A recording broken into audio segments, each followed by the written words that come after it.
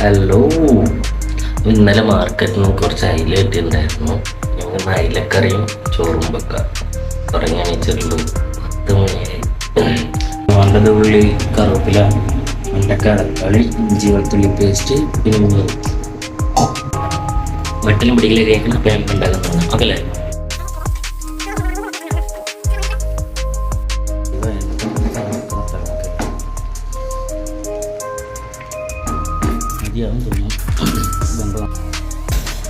കുളി ഇങ്ങനെ കഴിഞ്ഞ് ഫുഡേക്ക് കടയ്ക്ക് പോവാം. അതാണ് ഞങ്ങളുടെ വേണ്ടത്.